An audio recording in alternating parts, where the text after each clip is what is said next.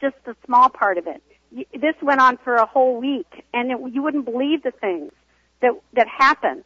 And the thing is, the pastors are so duped. They're duped. Well, Rosie, that's your phone call is really quite sad. Thank you for for sharing that. May I suggest to you? All right, I'm not going to be dogmatic about this, but as I sit here at this moment, I got to tell you, this allowing individuals, churches, denominations to practice things that are not biblical and to want to gently and kindly, well, perhaps we just need to understand a little bit better, and maybe we just need to give it time and pray about it, and don't say anything bad, and don't mention names. Whatever you do, don't do that, because that's not right. Although we know that Paul did that, and he mentioned Hymenaeus and Alexander, but we shouldn't do that. I got to tell you, as I sit here at this moment, why aren't we doing it? Why aren't we just screaming? Hello, you are not rightly dividing the word of truth. That is wrong. I'm not calling you a heretic. What you're teaching or doing is heresy. You need to stop it. All right, just cut it out.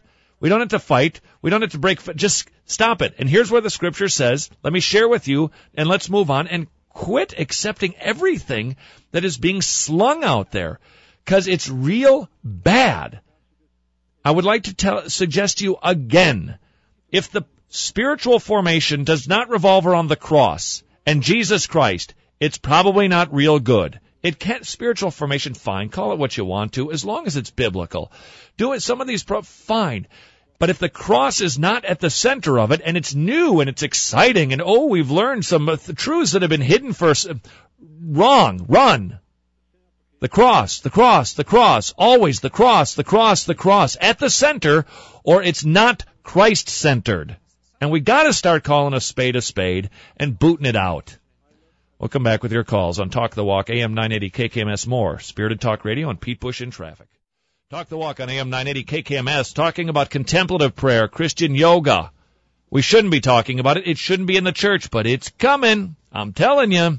We've seen trickles. We're going to be seeing a wave soon. Get ready for it. It has no place in the church. It's Christian yoga, Christian contemplative prayer, oxymoronic. Nels, hello. Hello, Todd. Hi. Let's see. I agree with everything you have to say, especially the, emptying your mind is definitely not what the Christian wants to do. And I would say that the current contemplative prayer is more of a paganizing, a Christian thing. When you said, it struck me when you said that St. Ignatius advocated, the same sort of thing where you're clearing your mind. That is not my understanding at all. It was to put yourself, it was in the Word. You read a passage of Scripture, most likely a story, a narrative, and put yourself in the story. It wasn't clear your mind. It is engage your mind as fully as you can into the Bible story that you're reading. And as for Thomas Merton, now his was not sit in a room and try and be blank and know nothing. It was, and he does have like a mantra. Yes, but Nels, hold on. I hate to cut you off. I apologize for that. Not trying to be rude. We'll have to pick it up. But it is Eastern. Anything mantra, clearing them, it's all Eastern. And Thomas Merton is guilty. We'll pick this up tomorrow. Until then, go serve your king.